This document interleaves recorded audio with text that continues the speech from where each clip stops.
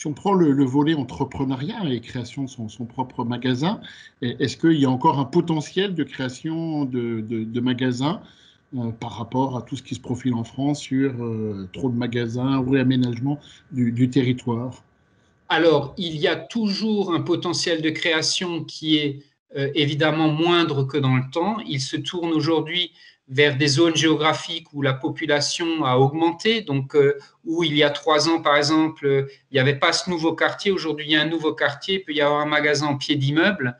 Ça, c'est l'exemple typique. Donc, voilà, on réaffecte notre développement dans des zones qui le méritent vraiment.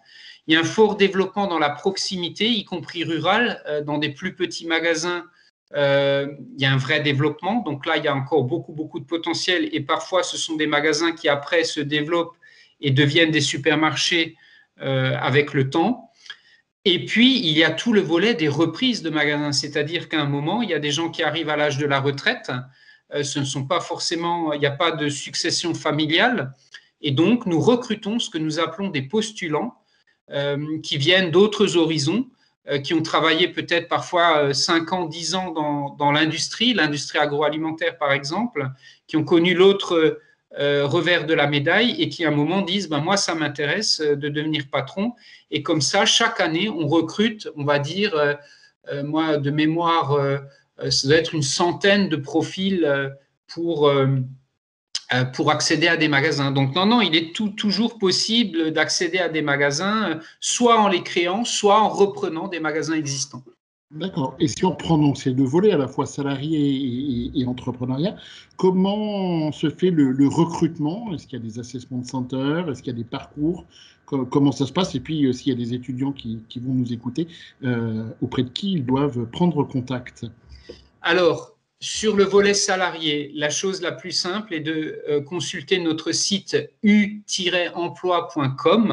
qui est le site, qui est notre propre site où nous publions l'ensemble des offres d'emploi que nous recherchons. Donc ça, c'est la façon la plus simple de suivre notre actualité et suivre nos offres d'emploi. Et sur le volet devenir entrepreneur, là, absolument, c'est un peu différent. Il faut contacter quelqu'un dans le groupement qui après vous orientera dans le bon circuit.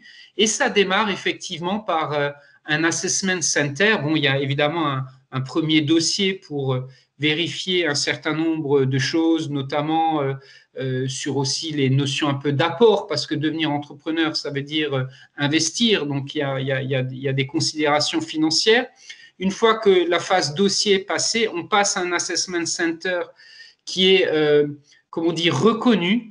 C'est une méthode qu'on a mis au point et affinée avec le temps, mais qui fait que ces dernières années, on s'est très peu trompé sur les profils qui sont retenus à l'issue de l'assessment center. Et à l'issue de l'assessment center, quand il est réussi, on vous dit, monsieur, madame, voilà, vous allez devenir patron chez U, mais il vous reste une dernière étape, c'est la formation sur le terrain. Et donc là, en fonction du profil du candidat, a-t-il déjà travaillé dans le commerce? Vient-il de l'industrie? On fixe une durée de stage sur le terrain et de formation théorique à côté, à l'issue de laquelle il sera enfin capable d'être ce qu'on appelle chez nous associé. Un patron de magasin, ça s'appelle chez nous un associé. Donc le mot est extrêmement fort puisque tu es associé à la coopérative et avec du pouvoir puisque chez nous, un homme égale une voix dans l'assemblée générale de la coopérative. Ça veut dire quoi?